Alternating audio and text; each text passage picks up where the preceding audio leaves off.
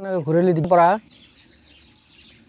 আমি যিসকলে সংযুক্ত মুক্তি বাহিনী অসম ত্যাগ কৰি চৰকাৰৰ আশ্বাসত আৰু বিভিন্ন কাৰণত বিভিন্নজনে সংযুক্ত মুক্তি বাহিনী অসমৰ পৰা ওলাই আহিছিল।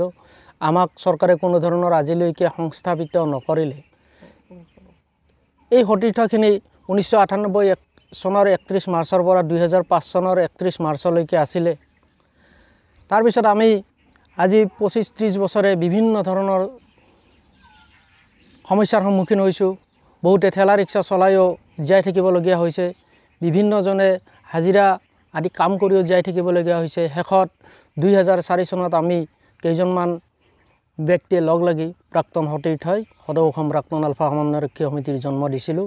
আৰু ইয়াৰ উদ্দেশ্য আছিল আমি অসমত যেহেতু সশস্ত্ৰ বিপ্লৱ আমি বাদ দিছোঁ, সংগ্ৰাম বাদ দিছোঁ, আমি ভাৰতীয় সংবিধানৰ অধীনত থাকি ভাৰতীয় সংবিধানৰ আধাৰত অসমত অৰ্থনৈতিকভাৱে স্বাৱলম্বী কৰাৰ কাৰণে অসমৰ বিভিন্ন পতিত মাটি আবাদী মাটি এইসমূহ চৰকাৰৰ পৰা আমি বিভিন্ন আবেদন নিবেদন কৰি আমাৰ জিম্মালৈ আনিবলৈ ইতিমধ্যে কিছু জিলাত সক্ষম হৈছোঁ। বৰপেটা জিলাতো ঠিক তেনেধৰণে আমি সদৌ অসম প্ৰাক্তন আলফা সমন্বয়ৰক্ষী সমিতিয়ে বৰপেটা জিলাৰ বৰপেটা সদৰৰ ওচৰত কাহিবাৰীত 100 বিঘা মাটি ইতিমধ্যে লৈছোঁ।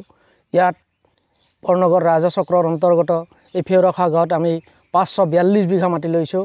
ইয়াতে আমি ইতিমধ্যে কাম আৰম্ভ কৰিছোঁ, কিছু খেতি বাতিৰ কাম আৰম্ভ কৰিছোঁ। আৰু ইয়াত এটা ডাঙৰ ফিচাৰী আছে, আমাৰ প্ৰায় 300 বিঘামানৰ ফিচাৰীটো হ'ব। তাত আমি ইতিমধ্যে চাফ চিকুণ কৰাৰ কাৰণে আগবাঢ়িছোঁ। তাত মাছ পোনা মেলি দিম। আৰু এইদৰে গোটেই বৰপেটা অবিভক্ত বৰপেটা জিলাৰ প্ৰায় 300 মান প্ৰাক্তন সতীৰ্থ মিলি আমি নিজেই নিজক স্বাৱলম্বী কৰাৰ কাৰণে আগবাঢ়ি গৈছোঁ। আৰু জাতীয় অৰ্থনীতিত আমি যেন অৰিহণা হ'ব পাৰোঁ।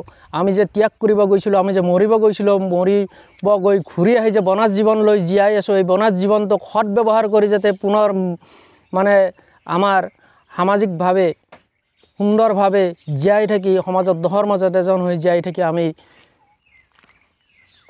আমাৰ কৰণীয় কৰ্মখিনি কৰি যাব পাৰোঁ, তাৰ কাৰণে এইবোৰ পদক্ষেপ হাতত লোৱা হৈছে। ইয়াৰ উপৰি মই ধ্ৰুৱজ্যোতি কলিতা, সদৌ অসম প্ৰাক্তন আলফা সমন্বয়ৰক্ষী সমিতিৰ মুখ্য সাংগঠনিক সম্পাদক কেন্দ্ৰীয় সমিতিৰ। ইতিমধ্যে আমি অসমৰ বিভিন্ন ঠাইত এনেধৰণে মাটি লৈছোঁ। আমি ধেমাজিত খেতি কৰিছোঁ প্ৰায় 900 বিঘা মাটিত, 920 বিঘা মাটিত তিল খেতি এইবাৰ কৰিছিলোঁ, সৰিয়হ কৰিছিলোঁ। আৰু মাজুলীত, বিশেষকৈ মাজুলীত 1800 বিঘা মাটিত মাজুলীৰ DC মহোদয়ৰ সহযোগিতাত আৰু অসম চৰকাৰৰ সহযোগিতাত তাত ভোট জলকীয়াৰ খেতি, আদা, নহৰু, পিঁয়াজ, সৰিয়হ বিভিন্ন ধৰণৰ খেতি কৰিছোঁ।